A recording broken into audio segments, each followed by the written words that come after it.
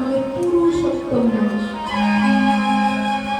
আর এই পুরুষোত্তম মাসকে যে অবহেলা করবে, যে গুরুত্ব দেবে না, তো বাবা তার জীবনে অনেক অনেক লাঞ্ছনা পেতে হবে। তার একটা প্রমাণ, তার একটা দৃষ্টান্ত দিচ্ছি জানেন। মেধা নামের ঋষি, মেধা ঋষির কন্যা হচ্ছে মালতী।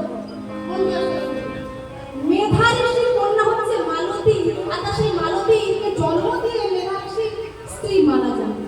মারা যাওয়ার পরে মেধা ঋষি অনেক কষ্ট করে মেয়েকে লালন পালন করে যৌবনবতী করে দিল। আর যখন বাবা যৌবনবতী হয়ে গেল, তখন আপনারা জানেন যৌবনের কি লালসা। হ্যাঁ, ওই সঙ্গী সাথীগুলোর যখন বিবাহ হয়ে যাচ্ছে, তখন ওই মালতীরও মনটা এই বিবাহ করবো এরকম করছে। তা যখনই করছে বাবা, কিন্তু তার বাবার কাছে এসে বলছি, বাবা আমার সঙ্গী সাথীদের বিবাহ হয়ে গেল, তুমি বিবাহ দেবে না? বলে শোন, তোর বিবাহের উপযুক্ত পাত্র আমি খুঁজে পাচ্ছি। যখন বাবা এইভাবে বিবাহের পাত্রের সন্ধান চলছে, কিন্তু দুর্ভাগ্যক্রমে কি হলো, ওই মেধা ঋষি মারা গেল। আর যখনই মারা গেলেন না, ওই মালতী না একেবারে অসহায় হয়ে পড়লেন, অনাথিনী হয়ে পড়লেন। আর যখন অসহায় অনাথিনী হয়ে পড়লেন, সৌভাগ্যক্রমে তার ঘরে এলেন ঋষি দুর্বাসা। আর আপনারা যারা শাস্ত্র পড়েন জানেন, ঋষি দুর্বাসা অল্পেতেই খুব সন্তুষ্ট, আবার অল্পেতেই খুব অসন্তুষ্ট। তা তিনি যখন এলেন, এমন অবস্থা দেখে মালতী বলছে, শোনো তুমি চিন্তা করো না, আমি তোমার সেই পথটা পাঠিয়ে দিচ্ছি। কি হবে জানো, সামনে আসছে পুরুষোত্তম মাস, সেই পুরুষোত্তম মাস তুমি অতি ভক্তি ভরে পালন করবে, দিলে দেখবে তোমার সকল জ্বালা অবসান হয়ে যাবে।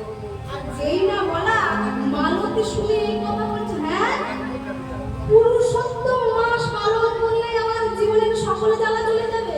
তা তুমি এই কথা আমি বিশ্বাস করতে পারছি না। আমার মনে হচ্ছে তুমি আমার সঙ্গে প্রতারণা করছো, আমার সঙ্গে প্রবঞ্চনা করছো। এই কথা আমি বিশ্বাস করতে পারছি না। এইবার ঋষি দুর্বাসা অল্পতেই কিন্তু অসন্তুষ্ট। যখন এই কথা বলে, হ্যাঁ আমি প্রতারণা করছি, আমি প্রবঞ্চনা করছি, সঠিক উপদেশ দিতে গিয়ে আমি প্রতারণা প্রবঞ্চনা করছি। তা কি বলছে জানেন, মাথাটাকে শান্ত করছে, আমাকে রেখে দিলে হবে না, আমি রাগ করলে চলবে না, কারণ ও আমার বন্ধুর মেয়ে, তা আমাকে রাগ করলে হবে না, ওকে বুঝিয়ে বলতে হবে। তা যখন বারবার করে বোঝালো, বাবা কথা শুনলো না। যখন কথা শুনলো না, কি বললো জানেন, শোনো তুমি যে আমার এই কথাকে অবমাননা করলে না, তা তোমাকে এত সুন্দর লাবণ্য, ওই লাবণ্য আর তোমার থাকবে না। তুমি মিলিয়ে নিও, ওই রূপ লাবণ্য তোমার আর থাকবে না। যেই বলে তো চলে গেলেন, আর বলে যাওয়ার কথাটা জানেন, কৃষ্ণ নাম হরিনামে বাবাই মধুর, যেই যেন কৃষ্ণ হরি সেদিন চতুর। আর ভক্তের চরণে যদি অপরাধ হয়ে যায়, মহা মহা অপরাধ যদি একটা হয়ে যায় বাবা, মহা মহা ভোজনেতে পড়ে যায় পাপ। বৈষ্ণবের সঙ্গ দেখে স্পর্শ দেখে যে না নয় মুন্ড, তার মুন্ড পড়ে যায় নরকের কুণ্ড। পতিত পাবনে গঙ্গাও তাকে ক্ষমা করে না।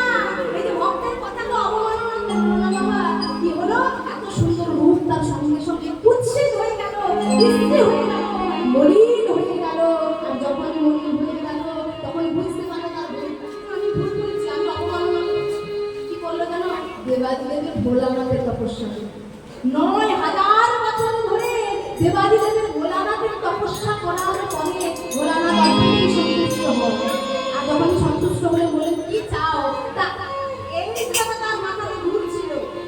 পতি মানে আমার বন্ধু বান্ধবদের বিয়ে হয়ে গেছে, আমার কেন এই যে আমার পতি চাই, যেই না ভোলানাথের কথায় মানে স্পর্শ পেয়েছে, দর্শন পেয়েছে, তার মুখ দিয়ে পতি চাই, পতি চাই, পতি চাই, পতি চাই, পতি চাই।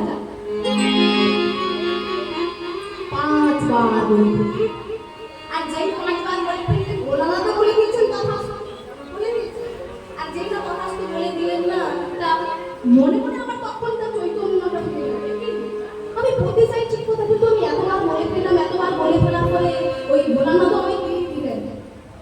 কিন্তু সেই মালতী অবমাননার ফলে তার যে পরিস্থিতি হয়েছিল, সেই মালতী কিন্তু আবার পুরুষোত্তম ব্রত করেছিলেন, পরে তার ভুল বুঝতে পেরে সেই মালতী হয়েছিল দ্রৌপদী পঞ্চপাণ্ডব। পাঁচটা পতি চেয়েছিলেন, তাই তিনি পাঁচবার করেছিলেন পতি চাই, তাই সেই জন্য তার পঞ্চপাণ্ডবের কাছে পতি হতে হলো। আর এই যে বৈষ্ণবের কথাকে গুরুত্ব না দেওয়া, অবমাননা করা, এই জন্য তাকে যে কষ্ট কঠোর শাস্তি পেতে হয়েছিল তা হলো দুর্যোধন সঙ্গ, দুর্যোধন অভিমানী দুর্যোধনের কাছে, দুঃশাসনের কাছে তাকে বস্ত্রহারা হওয়ার জন্য তাকে ওই জ্বালা যন্ত্রণাটাও তাকে পেতে হয়েছিল। তাই পুরুষোত্তম মাসকে কেউ অবহেলা করবেন না। এই মাসে যদি কেউ একবার গঙ্গা স্নান করে 12,000 বছরের গঙ্গা স্নানের ফল হয়ে যায়। একবার যদি কেউ নাম করে 10 লক্ষ নাম করার তার কাজটা হয়ে যায়। তাই এই মাসে আমরা সবাই মিলে সবাই মিলে আমরা পেয়েছি এত সুন্দর সুন্দর অবৈধ কৃষ্ণ প্রেম, যেন জানতো না সেই প্রেম নিরকে না হয়, যদি হয় যোগ তার না হয় বিয়োগ, বিয়োগ হলে কবুলা যায়। তার সঙ্গে পারবে ভক্তের সঙ্গে ভগবানের যোগ, জীবাত্মার সঙ্গে পরমাত্মার যোগ, যোগে যোগে একবার যোগাযোগ হয়ে গেলে বিয়োগের আর ভয় থাকে না।